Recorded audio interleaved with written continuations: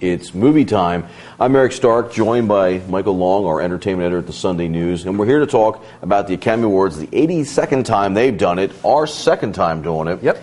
Last year you talked Best Actor, Best Actress. This year it's the top 10 movies, the ones nominated for the big award. And they've expanded the field from 5 to 10. Yes. Why'd they do that, and is it a good thing? Well, in Hollywood's estimation, the more people you can cram around the table, the better. And it's good for the filmmakers too. People who are usually sequestered in their genres, films like Up, which is an animated feature. It gets a place at the table. They can compete for the higher honor, and oftentimes they deserve to compete for the higher honor. Bigger party, I'm always into that. That's what we've got here. Yeah. Is there anything negative with having more people at the party? Well, yeah, this is new. Hollywood didn't really know who to invite the first time around. Okay, all right. I like to refer to a magazine, Sight and Sound. It's like the Rolling Stone of cinema. Okay. And it picks its top 10 films every year, and only 3 of those that were nominated for Oscars this year were actually on Sight and Sound's top 10 list. It was The Hurt Locker, which came in number 2, and Up, which came in number 6, and Inglourious Basterds snuck in at number 10. What you don't see at the Oscars that you do see at Sight and Sound, which is published by the British Film Institute, you don't see films like A Prophet and The White Ribbon, which at the Oscars they're in Best Foreign Film category, but they're not part of the Best Picture race, which clearly they should be. I'm hoping in the future Hollywood takes a more international perspective on the Best Picture race, especially given that you've got so many possibilities now. Mm-hmm. Any movie you saw this year that maybe surprised you or went above your expectations? Yes, Precious. Okay. It's my rule that when I go to see a movie, I try to go in knowing as little as possible about the film, which is a good thing in this case, because if I had known that Monique was in it, she's this foul-mouthed comedian who cut her teeth on UPN sitcoms. Yes, I remember. And Mariah Carey, that, she speaks for herself, sugar pop diva who embarrasses herself in public. Right, yes. If I had known that going in, I would have had a jaundiced view of the film.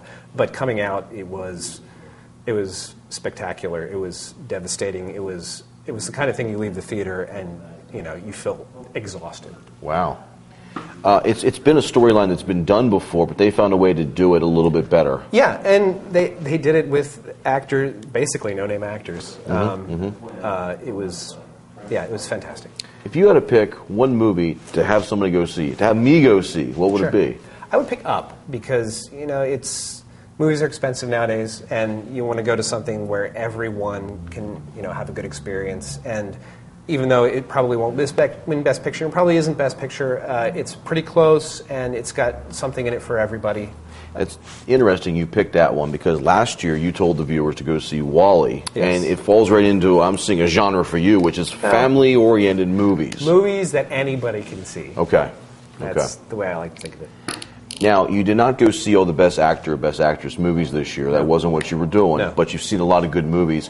Any acting performances stand out for the actors and actresses? Right. The one that definitely stands out for me and just about everybody else is Monique, as the welfare mom, the ignorant, poverty-stricken woman who raises Precious in the film Precious.